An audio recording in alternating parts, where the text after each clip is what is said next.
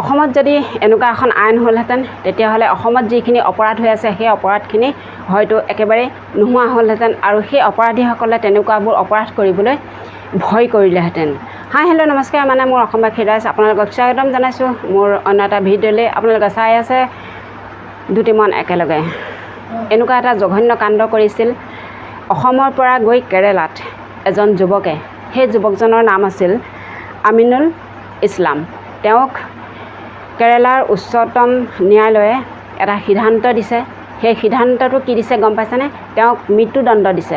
সেই মৃত্যুদণ্ড তেওঁক কিহৰ কাৰণে দিছে সেই কথাখিনি আপোনালোকৰ আগত মই অকণমান দাঙি ধৰিম আৰু শেষত আপোনালোকক সেই ভিডিঅ'টোৰ অকণমান ৰেকৰ্ডিং শুনাম।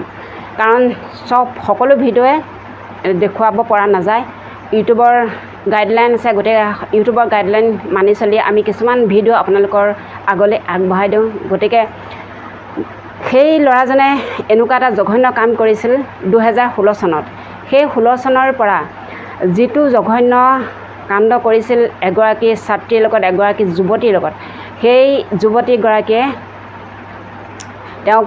সেই যুৱতীগৰাকীয়ে মৃত্যুক সাৱটি লৈছিল। তথাপিতো তেওঁ কেৰেলাত উচ্চতম ন্যায়ালয়ত এখন কেছ ৰেজিষ্টাৰ কৰিছিল। সেই কেছখনৰ পৰা বহুতো জেৰাৰ কৰি তেওঁ ফটো লৈ বিচাৰি অৱশেষত তেওঁক সেই ল'ৰাজনক পালে। সেই ল'ৰাজন কেৰেলাৰ পৰা আহি তামিলনাডুত লুকাই আছিল, কিন্তু সোধ-পোছ কৰি কেৰেলাৰ আৰক্ষীয়ে অৱশেষত তেওঁ ধৰা পেলালে আৰু ধৰা পেলাই জেললৈ প্ৰেৰণ কৰিলে। এতিয়া উচ্চতম ন্যায়ালয়ে শেষ সিদ্ধান্ত কৰিলে তেওঁক মৃত্যুদণ্ড দিব। গতিকে এনেকুৱা এটা জঘন্য কাম কৰি তেওঁ সাৰি যাম বুলি পলাই আছিল। গতিকে তেওঁক এতিয়া ধৰি অৱশেষত মৃত্যুদণ্ড বিহিছে। তেনেকুৱা এখন আইন যদি অসমতো হ'লহেঁতেন তেনেহ'লে অসমতো ধৰ্ষণ, হত্যা, লুণ্ঠন বহুতো অপৰাধ কৰিবলৈ ভয় কৰিলেহেঁতেন। সেয়েহে আপোনালোকৰ মাজলৈ ভিডিঅ'টো পাই মই অকণমান আগবঢ়াইছোঁ। সকলো তথ্য প্ৰমাণ সংগ্ৰহ কৰিছিল, যুগুত কৰিছিল, প্ৰতিটো ক্লু আৰক্ষীয়ে লাভ কৰিছিল এই হত্যাকাণ্ডৰ, সেই জঘন্য কাণ্ডৰ। আৰু SITয়ে আনকি আমিৰুলৰো DNA পৰীক্ষা কৰিছিল। DNA পৰীক্ষা পদ্ধতিৰে আমিৰুল ইছলামৰ অপৰাধ নিশ্চিত কৰিছিল, প্ৰমাণ কৰিছিল SITয়ে। আৰু এই তদন্তৰ কালছোৱাত আমি জনাওঁ SITয়ে 5,000 লোকৰ ফিংগাৰ প্ৰিণ্টছো পৰীক্ষা কৰিছিল। 5,000 লোকৰ ফিংগাৰ প্ৰিণ্টছ পৰীক্ষা কৰি নিশ্চিত কৰিছিল যে আমিৰুল ইছলামে সেই জঘন্য কাণ্ড সংঘটিত কৰিছিল। কিন্তু কথা হ'ল অসমৰ এজন যুৱক, অসমৰ পৰা যোৱা এইসকল শ্ৰমিকে বহিৰাজ্যত গৈ এই অপকৰ্মত লিপ্ত হোৱাটোৱে অসমকো এই মুহূৰ্তত লজ্জানত কৰিছে। আজি ফাঁচীৰ ৰায়েৰে দণ্ডিত কৰা হ'ল আমিৰুলক।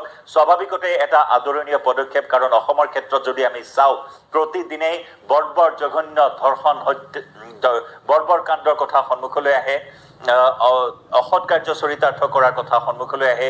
এনেদৰে বহু যুৱতী, বহু মহিলা এনেধৰণৰ পাখণ্ডৰ বলি হ'বলগীয়া হৈছে, হত্যা কৰা হৈছে এনে বহু যুৱতী মহিলাক ইয়াৰ পূৰ্বে অসমত। কিন্তু উপযুক্ত তদন্তৰ অভাৱত, উপযুক্ত এখন শক্তিশালী চাৰ্জশ্বিটৰ অভাৱত বহু দোষী মুকলি আকাশৰ তললৈ ওলাই আহিছে। বিগত সময়ছোৱাত যদি আমি চাওঁ বহুকেইটা জঘন্য হত্যাকাণ্ডৰ অভিযুক্ত আজি মুকলি আকাশৰ তলত টিঘিল হিলাই আছে অসমত।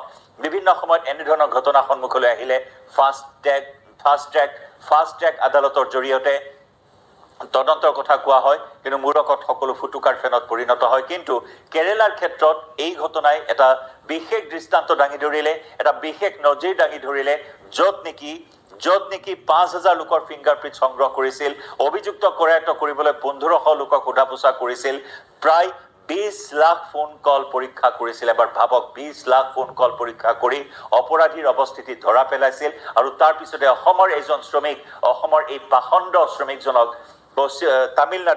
তামিলনাডুৰ কাঞ্চিপুৰমৰ পৰা গ্ৰেপ্তাৰ কৰা হৈছিল। আৰু তাৰ পিছত সুদীৰ্ঘ 8 বছৰীয়া এই আইনী পৰিক্ৰমা, আইনী মেৰপেচ, তথ্য সংগ্ৰহ, SITৰ শক্তিশালী চাৰ্জশ্বিট, আৰু তাৰ পিছত আজি আমি জনাইছোঁ এক ঐতিহাসিক ৰায় প্ৰদান কৰিলে, য'ত নেকি কোৱা হৈছে 376 আৰু 302 ধাৰাৰ অধীনত কেৰেলা আৰক্ষীয়ে গোচৰ ৰুজু কৰিছিল। আৰু সেই গোচৰৰে আজি আৰ্নাকুলাম প্ৰধান সত্ৰ ন্যায়াধীশৰ আদালতে মৃত্যুদণ্ডৰ ৰায় বিহিলে আমিৰুল ইছলামক। আমি পুনৰ জনাইছোঁ, এৰ্নাকুলাম প্ৰধান সত্ৰ ন্যায়ালয়ত মৃত্যুদণ্ডৰ ৰায় বিহা হ'ল আৰু 2017 চনতো মৃত্যুদণ্ডৰ ৰায় দিয়া হৈছিল আৰু সেই ৰায় বাহাল ৰাখিলে আজি আদালতে। আমি 2017 চনতে এৰ্নাকুলামৰ সত্ৰ ন্যায়াধীশৰ আদালতে মৃত্যুদণ্ডৰ ৰায়েৰে দণ্ডিত কৰিছিল আমিৰুলক আৰু সেই ৰায়কে বাহাল ৰাখিলে আজি কেৰালা উচ্চ ন্যায়ালয়ে আৰু তাৰ পিছতে এই ৰায়ক সকলোৱে এক ঐতিহাসিক ৰায় বুলি অভিহিত কৰিছে।